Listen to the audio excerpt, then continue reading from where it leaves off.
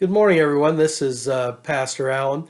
I thought I'd give you an idea of what my messages in October will be. I'm going to be talking to you about preparing for anything, and we're going to be looking at Psalm 46. Psalm 46 is one of those Psalms that I use an awful lot in ministry.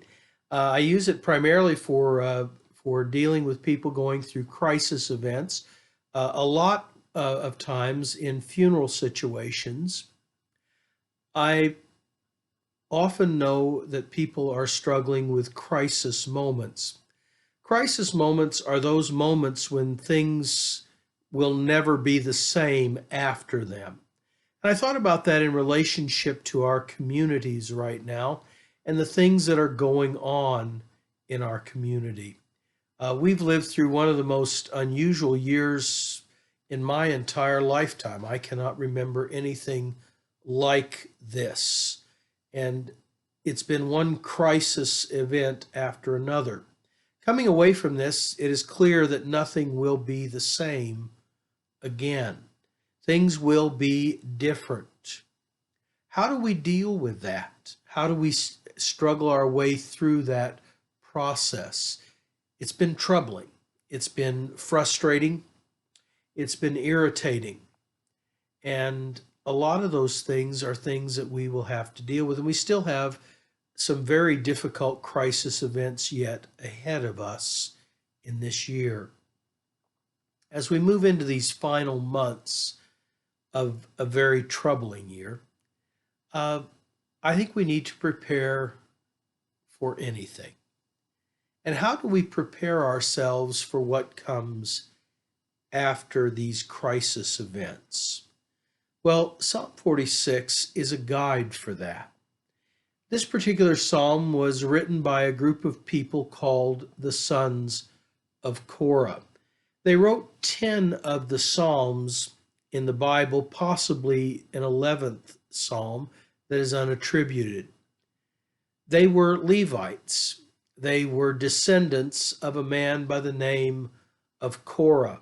If you were to go back into Numbers chapter 16, he was a Levitical leader that had challenged Moses for leadership of Israel.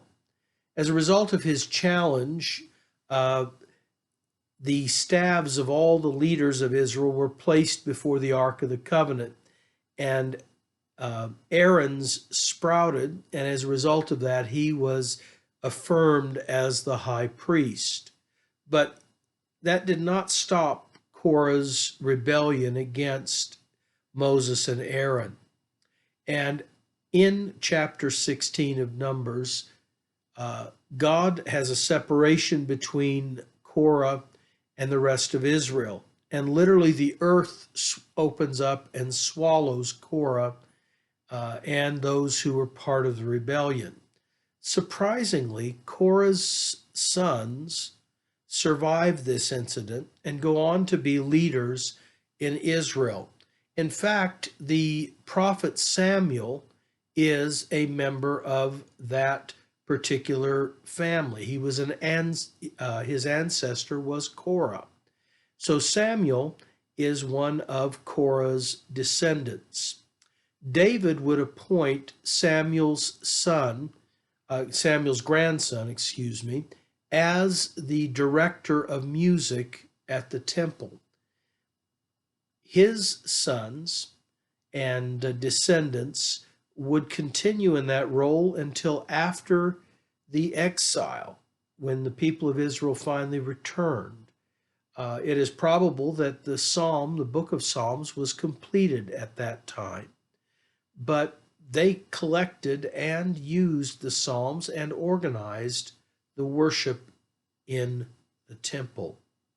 This particular psalm is interesting because it was written for women to sing. In fact, the designation at the beginning of it tells us that it was primarily a psalm that women were to sing, and probably part of the mourning rituals that were a part of Jewish faith. And so they would bring forth the concept of our God is a refuge. He is someone we can depend on in the midst of all of the circumstances. And you can imagine in the temple hearing the ladies lifting their voices in this particular psalm. When we face circumstances and events that are overwhelming, that test our resolve and our courage, it is important to reflect on faith, that God is a refuge no matter how difficult the crisis may become. And we know that we can depend on Him. We don't know what particular crisis may have generated this psalm during the long centuries of ministry by the sons of Korah. But we do know that this psalm is always apropos when we are facing crisis. I want to talk to you about 4 ideas from this psalm. The first one is when I need a refuge. And we'll be looking at the 1st and the 7th verse, the very last verse of that psalm in relationship to this, and reflecting a little bit from Hebrews chapter 6. Our next Sunday, the 11th of October, we're going to be talking about when everything is moving and changing. And that will be looking at verses 2 and 3 of this psalm. And we'll be talking about the idea of the disciples struggling with the storm on the Sea of Galilee. Our next Sunday, the 18th, we'll be talking about when I need refreshing. And that's those moments like in verse 4, when it talks about God refreshing our lives in the midst of crisis. And we'll be looking a little bit at Revelation chapter 22 in relationship with that.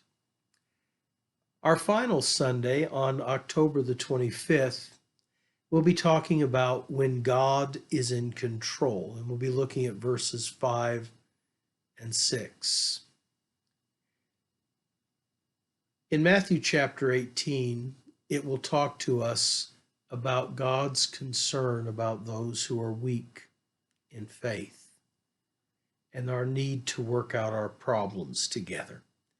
Crisis very often creates conflict in our relationships, and it's important that we work through those conflicts and we understand God's care and love for everyone in our circle. And that's part of our Christian walk and our Christian responsibility. I hope you'll join me for this series of messages. I'm excited about it. God bless you. You have a wonderful, wonderful week and a beginning to October. God's blessings.